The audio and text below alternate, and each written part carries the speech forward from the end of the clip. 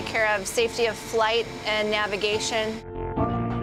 It's a chess game of project management up here. I'll salute, and then they'll touch the deck, and they'll shoot me off the front. Every day is an awesome day.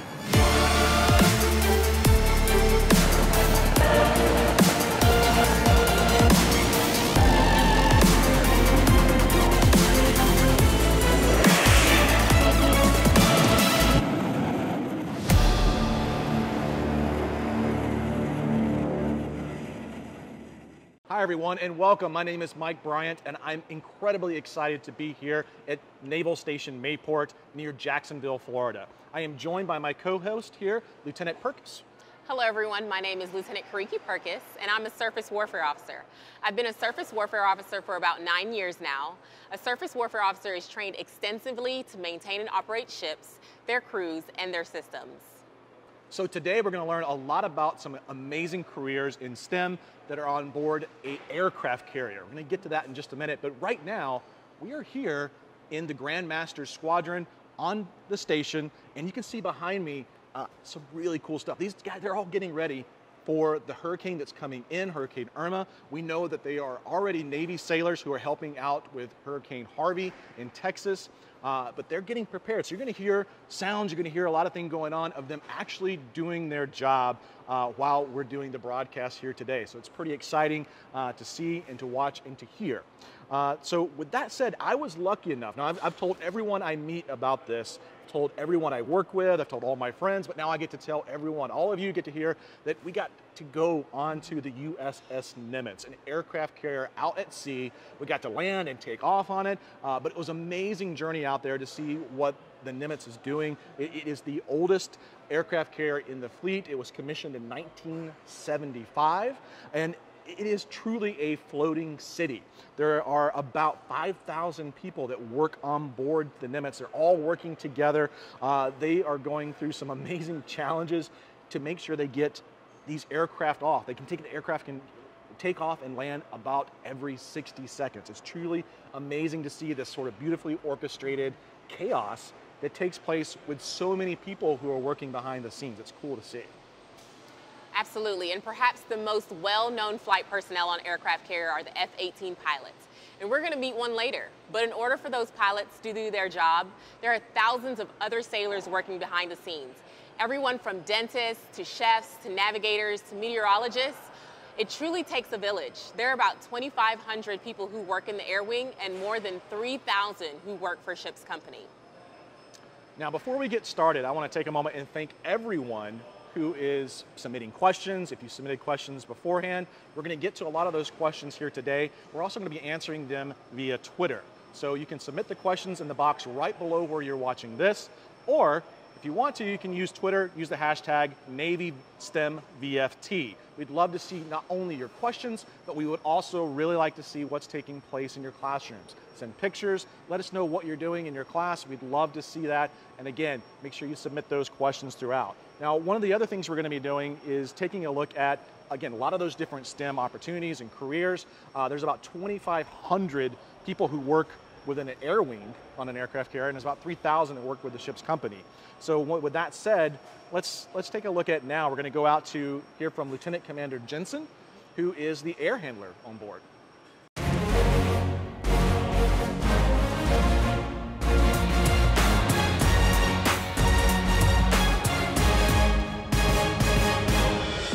So I'm Lieutenant Commander Vern Jensen, Aircraft Handling Officer on board USS Nimitz. This is flight deck control. What we essentially do is we manage the flight operations for the aircraft carrier. We have approximately 53 fixed-wing aircraft of 9 different squadrons and 11 rotary wing. Everyone has their own mission. Everyone has their own requirements, their own loadout capabilities. And we try to manage all those resources together to get them to do the plan given to us by the Carrier Strike Group. The Navy has a great program of paying for school.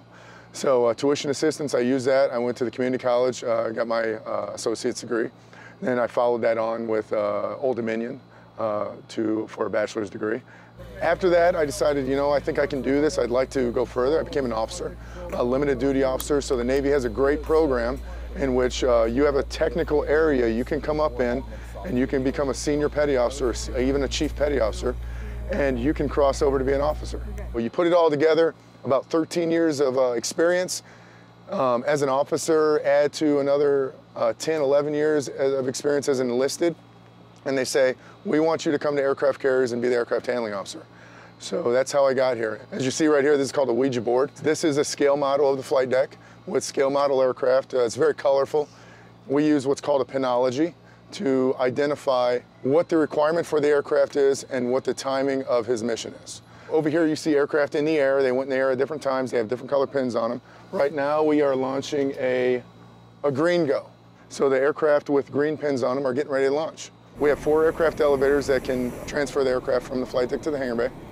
We have this plane in particular. He needs to go downstairs to have work done. He needs to go to the garage. He needs to go up on jacks and get some stuff done so he can come back up and fulfill his mission. We've been trying all day to get him down to the hangar bay. And it's very hard because we have 4.27 acres and space is at a premium. So our goal right now is we put these 2 current go planes in front of this plane. So they're going to pull out. We're going to be able to pull him, put him on the elevator, and while they're launching them, we can get him downstairs and they can do their work. It takes hours to plan this. We've been trying to do this one simple move for 4 hours and multiply that by 64. And so it's iterations. It's a chess game of project management up here. It's the discipline of thinking ahead and how to manage space and time. I love this job because it allows me to maintain an open door with every level of leadership and worker. The Navy's been great to me. It's educated me. It's given my family a great living and everything. So this is my payback, right? These gentlemen and ladies around me, I can give back to them every day. Hopefully make their lives better and their family, and they can enjoy the success I've had. If you're thinking about joining the Navy, I don't care what level school you're at, a middle school, junior high, high school, undergrad, graduate, it's a continuing education. The Navy is a technical environment. These aircraft are highly sophisticated, and they're just getting more sophisticated. F-35, it's coming out, it's incredible. You have to be a technological-minded person. No matter what you want to do in life, you have to continue your education. I'm 42, I'm still continuing my education.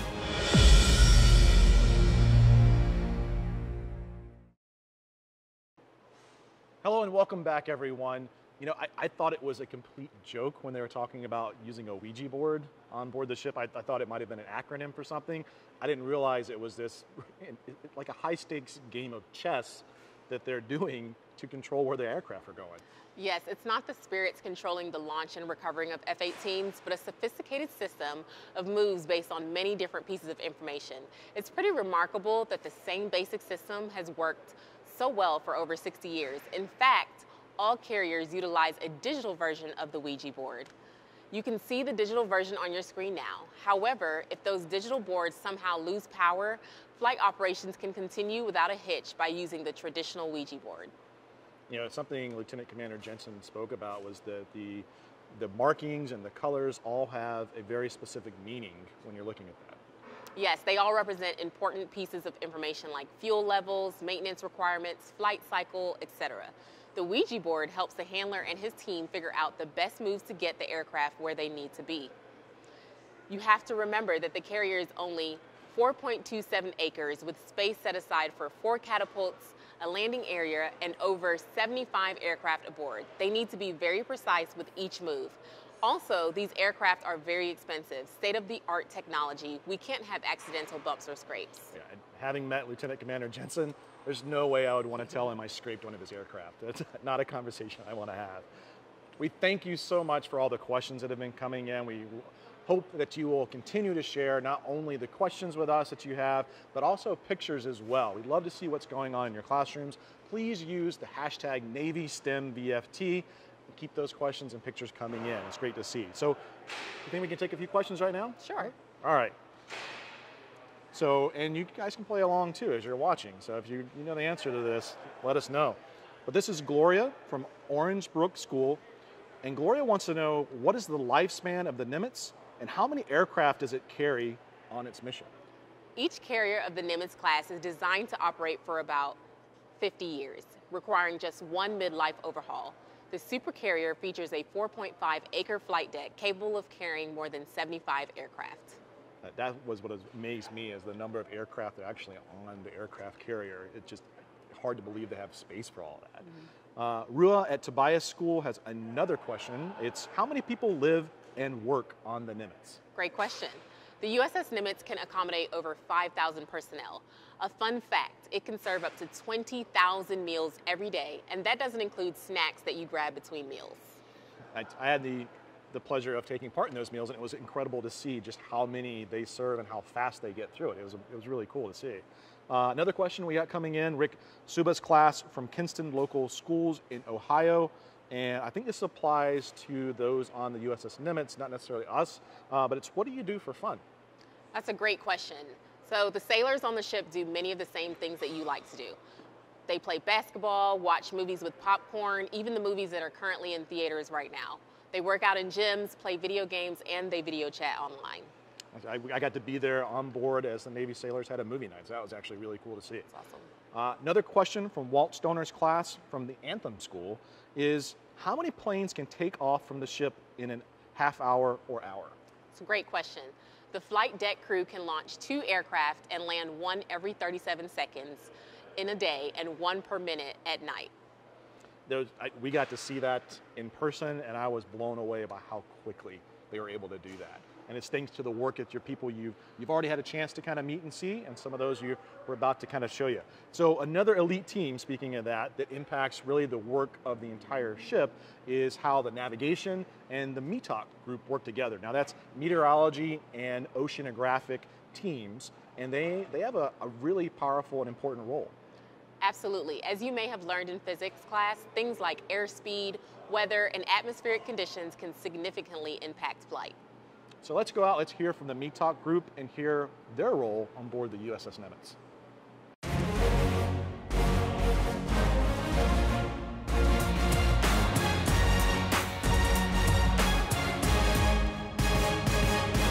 I'm Aerographer's Mate Chief Petty Officer Nathan Bizzle.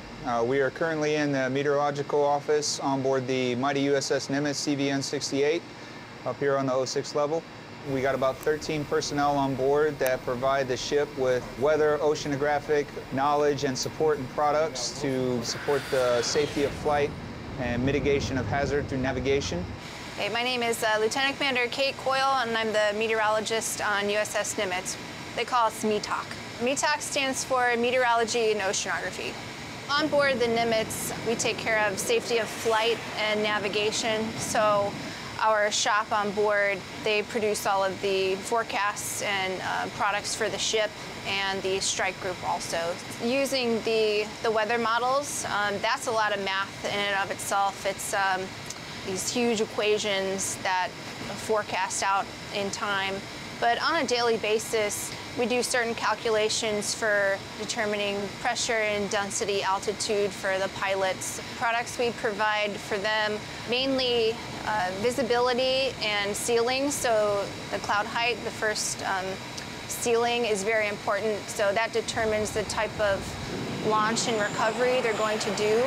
So that becomes very important on whether they're using the tower to help land the planes or if the pilot is actually landing visually on their own. Folks just think we strictly do weather, but it's a lot more than weather. There's oceanography tied in. We do a lot with radar ranging and forecasting based on atmospheric conditions. So there's a lot of things that METOC has to offer that a lot of people don't necessarily know or understand. So it's our job to help them realize what we can provide. My name is Esteban Bonilla. I work here aboard the USS Nimitz as an aerographer's mate. Basically what I do on a day-to-day basis is I use this instrument here called a kestrel, and about every hour on the hour I go up to what we call Vulture's Row. I record temperature, check the sky condition, see if there's any precipitation falling outside. I check the sea state, how high the waves are, where they're coming from. I take all that information, I come back down here in the office and encode it into a specific format, and in that format it's displayed on our site TV to the other parts of the ship, so the pilots and other necessary assets are able to witness the weather conditions. My name's Commander Steve Freilich. I'm the navigator for USS Nimitz. As the ship's navigator, I'm responsible to make sure that the ship is at the right place at the right time, ready to execute. So at the core of that, the technology or the science and math that I use really revolves around time, speed, and distance, making sure that I know how far we have to go, how long we have to get there, and then figuring out the appropriate speed. So the information that we put together is provided to the bridge team, the folks who are actively navigating and driving the ship. That navigation plan goes to them so that they know where to drive us at any given point, so that we arrive where we need to be when we need to be there. I also provide it to the captain, to the strike group, and to other ships in our company, so they know where we're going as well. The biggest challenge of my job is keeping up with the changes throughout the day. At any given time, our orders could change, the direction could change, and then we have to adjust immediately to be where we need to be when we need to be there.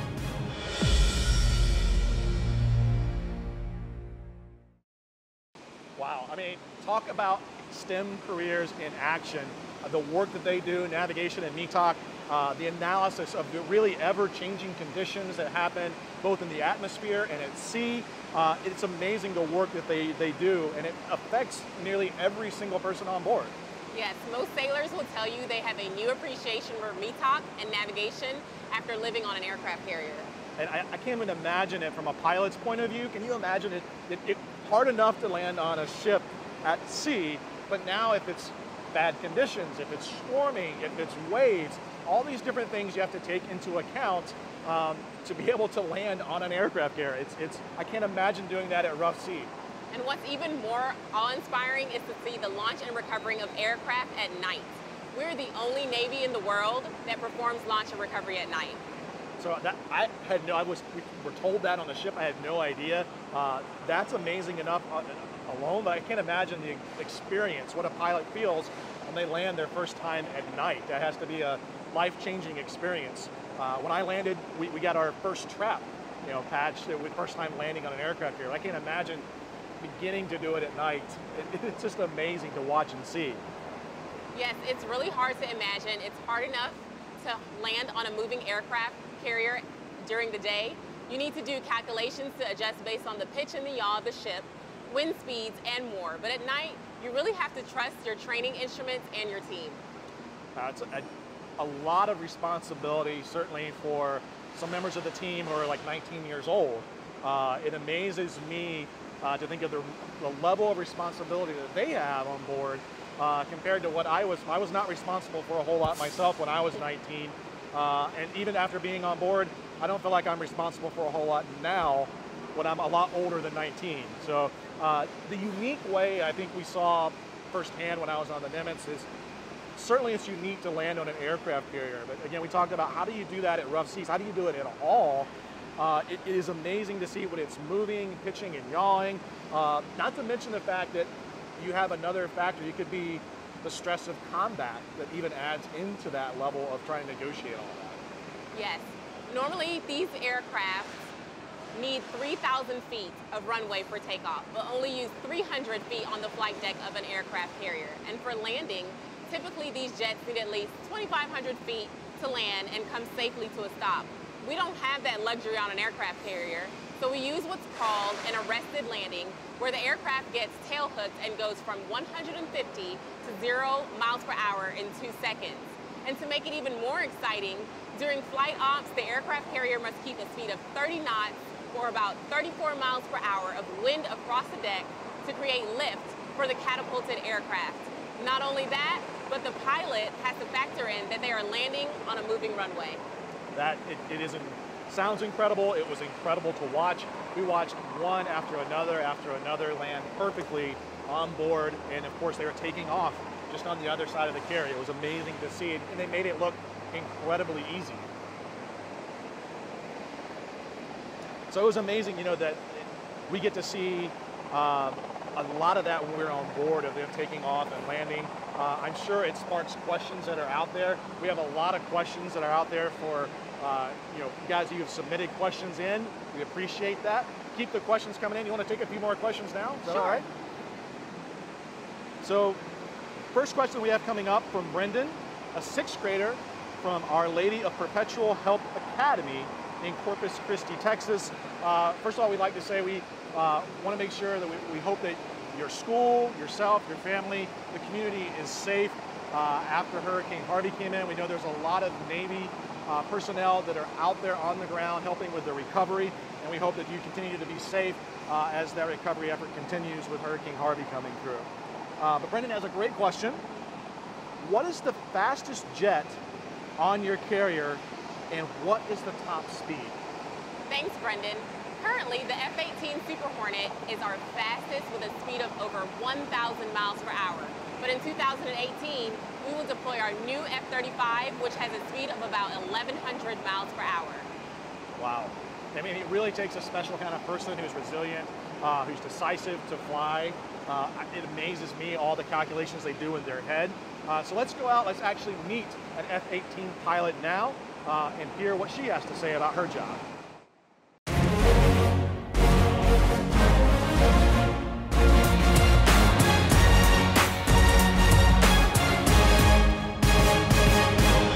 I'm Lieutenant Commander Sarah Abbott, call sign Killface, and I'm an F-18 pilot with the Navy.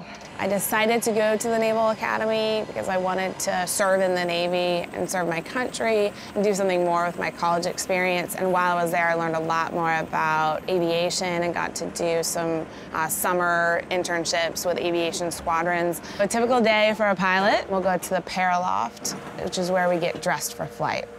After that, we'll walk up onto the flight deck and get to our aircraft. And when we get to our aircraft, that's where our plane captain meets us, and they greet us and they show us all of the pins that they've pulled from the aircraft. They'll tell us how they've gotten the aircraft ready, and then I will conduct my own walk around the aircraft. I will climb up the ladder. So I strap into the ejection seat in several different places.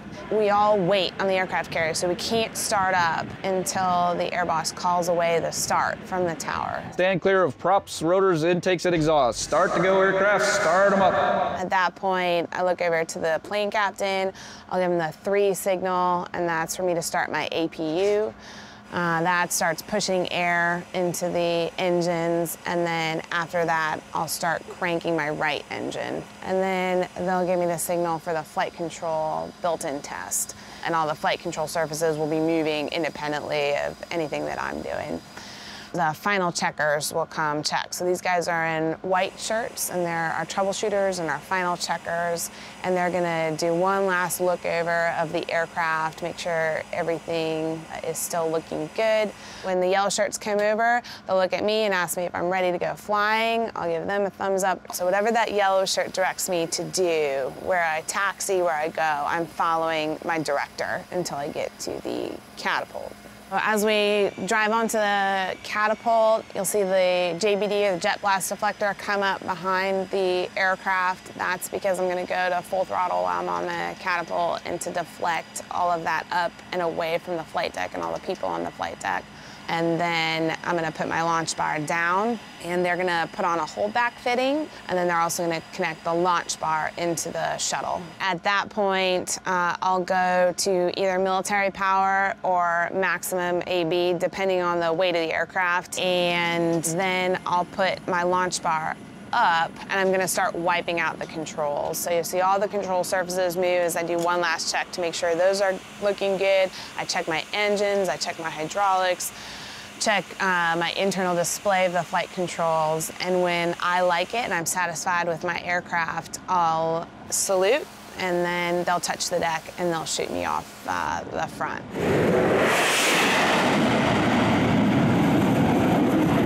The biggest challenge of being a pilot is staying focused and staying engaged. It's a very high-risk activity. It's a very expensive aircraft, and everything's moving very quickly. So if any of the students watching this are considering a career in the Navy, I would definitely encourage you to pursue that dream and stick with it, especially if you're interested in flying or becoming a pilot. It's a lot of training, and it takes a while to get here, but it's definitely worth it.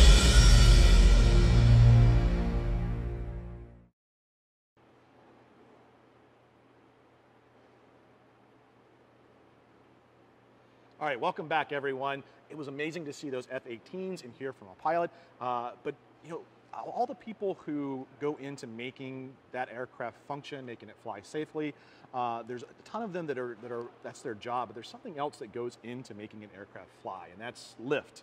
It's a concept we're going to talk about and demonstrate for you here today. If you want to learn more about lift, certainly go to NavySTEMfortheclassroom.com. There's wonderful activities there for you. But we're going to do one right here with Lieutenant Perkis is going to help me out with this one. So the first thing we're going to do is we're going to kind of demonstrate what is lift. And we're going to do that by using this wonderful plastic bag. So it's just a very big tube. I'm going to take one end of it. We're going to tie it off. And I'm going to give you this end, and I'm going to ask you to see if you can blow it up. Out here. So we're going to open it up, and then we're going to see how many breaths do you think it'll take for you to blow it up. What's your guess? How many I do you would think? say about 7. About 7. All right. How many of you guys think? I heard somebody said 32, somebody said 90. I heard one person said 1, so that's ambitious. So we're a big range there. So we'll see how many breaths it'll take you think you can almost get this full up. Okay. 2, 3, 4, that's pretty good. 5. All right. So air's coming out of your lungs, going into the bag itself, and that's pretty good. So 5. All right, I got to beat 5. So I've got my own. Now let's see. Same idea here. Tie up one end. Nothing different, just a different color. Would you mind holding that in? Thank you. And nothing special or different about this. Open it up.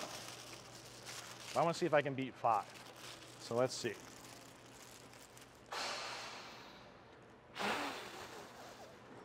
That's the other one. 2, pretty good. Pretty good, right? About 3. So now my breath's not anything other special. There's nothing super about my lungs. There's nothing different about that. I was able to do it faster because of Bernoulli. So Bernoulli is Daniel Bernoulli, and in 1738 he discovered, well, the principle named after him, Bernoulli's principle. So Bernoulli's principle is something that you learn about in physics, and it has to do with this idea of lift and how aircraft can stay in the air. All I had to do was to blow out and make the air faster. So you can try that right now. You can try, be careful, don't blow too hard, don't hurt anybody, things like that. But blow out air, and you're basically making the air faster than the surrounding air. You can feel that. You can feel that when you're in front of a fan or anything else. The air is moving faster towards you than all the rest of the air around you.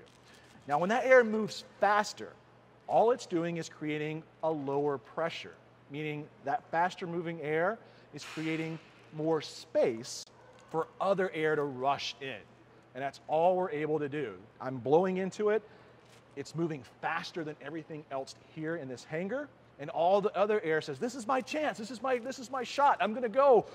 I got a place I can be, and it fills up that space, so it all rushes in. And that's the way the concept works on the F-18s, with having a low pressure and a high pressure of air. It's the same thing right behind us. This helicopter uses that exact same concept of lift. And again, if you wanna learn more about that and many other concepts that have to do with landing on an aircraft carrier, you can go to NavySTEMfortheclassroom.com and check out the activities and resources that you can find there. We encourage you to do that. But right now, aircraft like this, as you can see from behind me, they're being worked on. And just on the US Nimitz, they work on the F-18s. And without this other group, the aircraft mechanics, none of these would fly. So let's go take a look and see and learn about their STEM job on the USS Nimitz with the aircraft mechanics.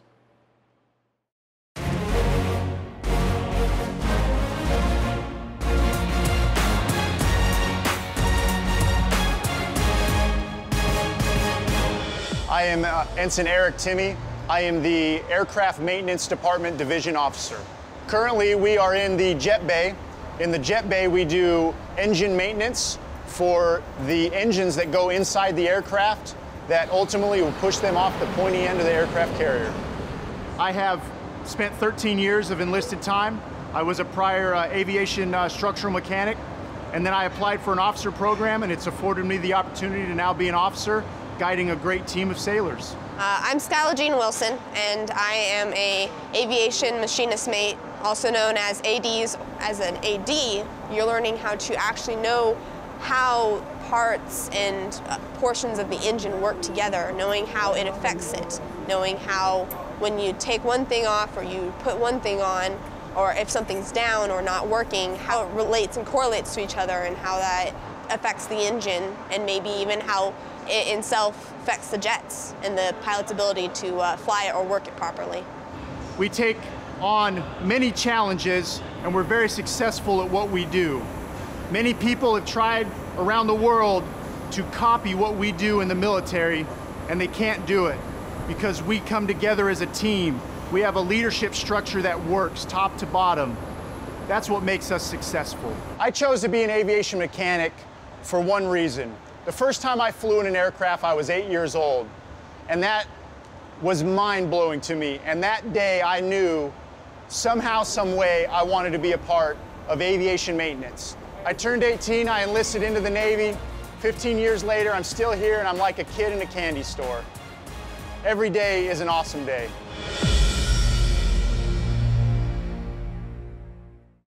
You know, the jet engines they were working on were absolutely incredible. I was surprised when we were there with them live of just how intricate and how big they are, and to experience how powerful they are from being on the flight deck and watching them take off. It's unlike any power I've ever experienced before. Yes, the technology involved in the jets today is quite advanced and extremely powerful. Each jet engine in an F-18 has up to 17,000 pounds of thrust. The engines help these F-18 pilots reach speeds of up to Mach 1.8. I mean, no wonder they love their job. It's amazing. I can't imagine the thrill and the excitement of being able to pilot one of those. And certainly life on board an aircraft carrier has all kind of really cool and interesting facts. You've got to learn about some here today. As a teacher, one of the things I like to do is quick quizzes. And I think we want to try to stump each other here. So we're going to have a quick quiz. You can play along. So if you get the answer, if you think you know the answer, raise your hand in your class, or if your teacher lets you shout it out, you can let us know. We can almost, I think we can maybe hear you if you shout loud enough and see if you get the answer correct. But I've got a few questions. You've got a few questions, yes. Right? So we're going to test our knowledge and get a few more facts about what's going on here. So first one I've got for you is, and maybe, I think some may get this, what is a common reference for the flight deck crew? Is it crayons, swashbucklers, Skittles, or journeymen? That's a good question. So the flight deck crew is often referred to as Skittles because of their assortment of colorful shirts. Blue shirts are the aircraft handlers, plane operators, tractor drivers, and yellow shirts are plane directors. They supervise the catapult arrested gear and aircraft handling operations. Green shirts are the catapult and arresting gear crew. They assist helo landings, operate ground support equipment, and air wing operations.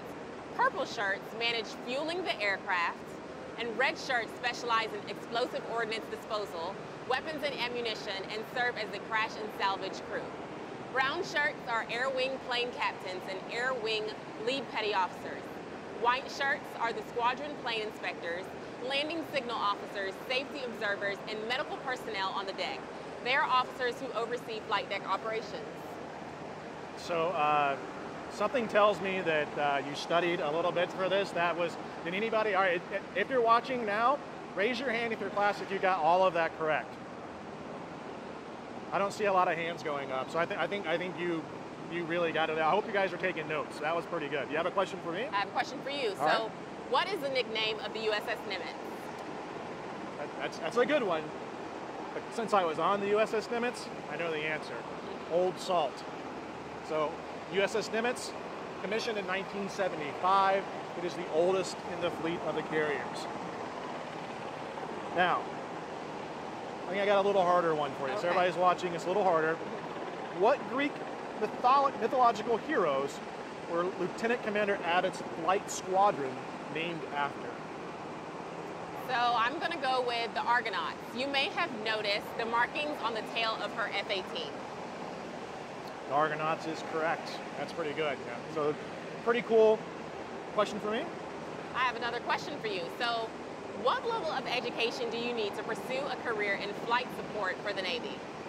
So I'm going to say high school. High school or equivalent is what you need to be able to join the Navy. Absolutely, and the youngest you can be is 17 as long as you have parental consent. All right, another one, pretty tough one. So you guys, if you're watching, you're going to listen carefully to this one. It might be something a lot of you have some experience with. If an average citizen, and I'm going to say I'm average or below, can withstand 3.5 Gs before blacking out, and the most challenging of roller coasters will not exceed 5 Gs, what amount of Gs can Navy pilots who are trained, what can they be trained to withstand? What do you think it is? I'll give the choices out for everybody who's kind of watching this. Do you think it's 5 Gs, 7 Gs, 3.5 Gs, or 20 Gs? Which one do you think it is? So I'm going to go with lucky number 7 Gs. That's correct. And for anybody who's ridden a roller coaster, I feel a little woozy when it approaches that 5, so I can't imagine what 7 is like. That's impressive. Well, right now we want to thank you so much for joining us here today. Love to thank my co-host, Lieutenant Perkis. Thank you so much for joining us. We've had a wonderful time here. Absolutely. Thanks, everybody. This was really fun. And don't forget to check out other resources at Navy STEM for the Classroom. And check us out at Navy.com, our America's Navy YouTube channel, and on Facebook, Twitter, and Instagram. All right, everybody. See you next time.